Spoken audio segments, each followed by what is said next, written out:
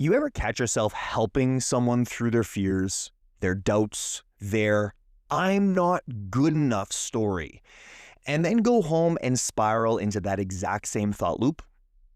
Yeah, me too. It's like being a personal trainer who sometimes forgets to stretch, a chef that still orders Uber Eats, or a life coach who, still sometimes doubts himself. This one is for all of us out here doing the work and still battling the voice in our head that says, "Who in the hell do you think you are?" This conversation might sting a little, but it's also going to set you free. But first, hi, welcome to the Wolverine Lifestyle podcast, where personal growth meets deep thought and introspection. I am your host, Dylan Andres, and in this episode, we are exploring my personal journey through the journal prompt, Confronting Skepticism. What are your doubts around life coaching or healing? How can you address these doubts with curiosity instead of resistance? Let me start this one off by saying it's a strange and sometimes hilarious thing to be in a profession that asks people to trust themselves more when you still catch yourself questioning your own ability to lead them there. I have been a coach and have owned this business for over 5 years now. I've worked with clients all over the world, held spaces in their darkest moments, guided them through huge emotional breakthroughs, and watched them walk on the other side with the confidence that they were craving and they didn't know it was possible yet. And yet here I am. I still hear it. That voice that says, "Are you really good at this? What if they figure you out? What if you're just winging it and don't even know you're just winging it?" Insert imposter syndrome right there. And here's the kicker. I'm not alone, not even close. According to research by the International Journal of Behavioral Science, nearly 70% of people will experience imposter syndrome at some point in their lives. And it doesn't matter how successful, intelligent, or experienced you are.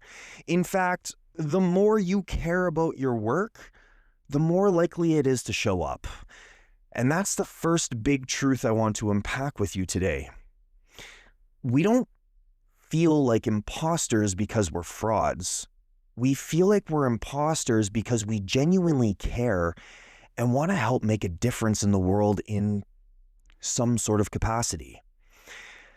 Let me read you something directly from what I wrote in this journal entry.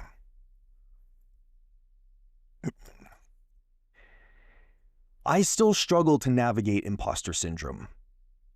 Even with all of the testimonials, Google reviews, and my friends and family telling me how I was able to hold space for them and help them through a time of need. Navigating my inner critic still feels like a very real thing. However, I am able to silence the inner critic much quicker than I was able to before. Let that settle for a second. The truth is, healing doesn't mean the voices disappear. I want to make that point very, very clear, because that was the belief I held on to for a very, very long time. Then I would get down on myself because the voices would come back, thinking that I either did the work wrong or that healing was not possible. However, I have learned that healing means we stop believing the inner critic so quickly. We put ourselves into a position where we choose to respond to a situation instead of react out of emotional thought habits. It means when doubt shows up at our door, we are no longer inviting it in, handing it over the remote, and letting it decide what movie we want to watch that night. We hear it, we recognize it, we observe it, and then we choose something different. But how do we do that? Well, that's what we are going to explore together right now. Doubt is not the problem. The problem is when we mistake doubt for truth, when we believe that the presence of fear means the absence of readiness. But what if we flip that? What if the presence of fear meant that we're standing at the edge, at the exact edge we need to cross to grow? Because here's a radical thought. Every time you level up, your nervous system has to recalibrate. You're stretching into something new, uncertain, and unfamiliar. That discomfort is not a warning sign. It's a growth alarm. It's your system saying, hey, we haven't been here before. Are we still safe? Are we still enough to be here? And that's where the curiosity has to come in. When we meet those moments with resistance, we get stuck. We try to force ourselves through, hustle harder, outthink it by overthinking it. Because that makes a lot of sense when you think about it, right? Essentially trying to prove our worth to ourselves. When we meet these thoughts or beliefs with curiosity, we then give ourselves permission to ask, what part of me is afraid right now? What belief is this reaction rooted in? Is this fear new or just an old voice in a new disguise? Every time I do this work with my clients, or with myself because I'm doing it too, I find something new beneath the surface. A memory, a moment, a meaning I didn't realize that I had attached to success or worthiness. One of my biggest breakthroughs I had recently was this.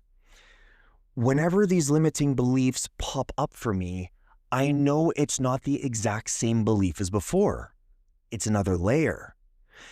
Another layer of the belief that has to be addressed still, which was rooted in a different experience and is serving my ego to try and keep me in the comfort of the familiarity.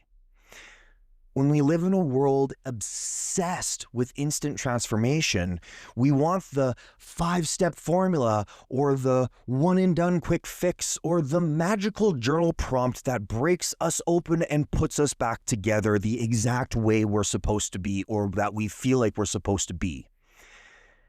But healing doesn't work that way. Healing is layered. It's cyclical.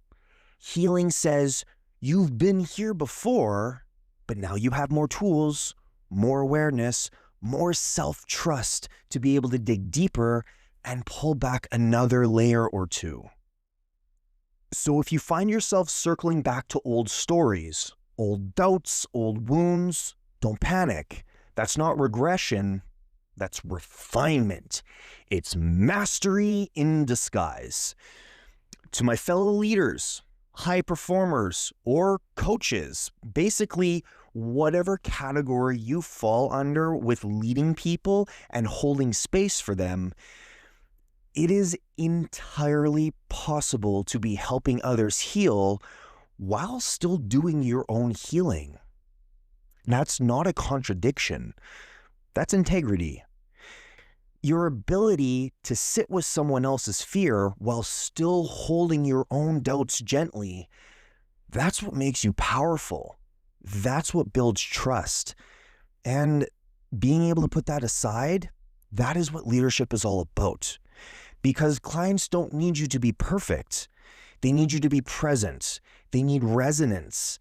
They need to know that you've walked the road, not that you've somehow floated over it on this self-help cloud. When you choose curiosity over resistance, not only do you grow, you model the exact same thing you want for your clients or your peers or your coworkers or friends or family or whomever. One of the final lines that I wrote in my journal entry was this. The reality is, this is normal. Anyone who cares about the people they work with or the problem they want to help solve will navigate some sort of imposter syndrome at some point in time. It's normal. And the unfortunate reality is that most people will let the inner critic win. Not this guy, though.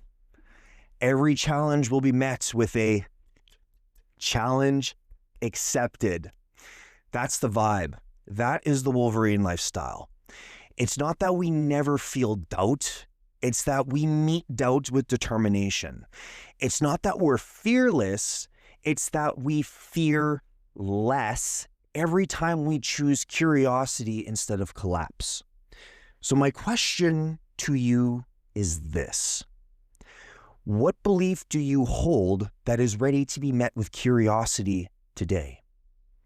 What would happen if you said, challenge accepted to your own inner critic? If you're feeling this episode and you're realizing that your self-doubt isn't a red flag, it's an invitation, you're not alone. I'm right here with you, still doing the work, still peeling back those uncomfortable layers, and still saying yes to the next version of me. So if you're ready to do the same, if you're tired of overthinking, tired of second guessing, and tired of holding yourself back where you know you were meant for more, I want to invite you into a deeper conversation. DM me the words challenge accepted on Instagram, and I will personally send you my go-to tool for dismantling imposter syndrome and rebuilding self-trust. Let's keep growing. Let's do this together. As always, thank you for joining me for this episode of the Wolverine Lifestyle podcast. If it resonated with you, don't forget to subscribe, leave a review, and share this with someone who needs the reminder that sometimes the loudest voice isn't their truth, it's their fear. And this episode will help them to know how to tell the difference. And if you're ready to take a step further into your own self-exploration journey, grab my free ebook, 30 Days to Know Yourself. The link will be in the show notes along with all of the other links to the rest of my socials and resources. Until next time, remember, your doubt is not your downfall. It's the doorway to the version of you that's finally ready to be seen.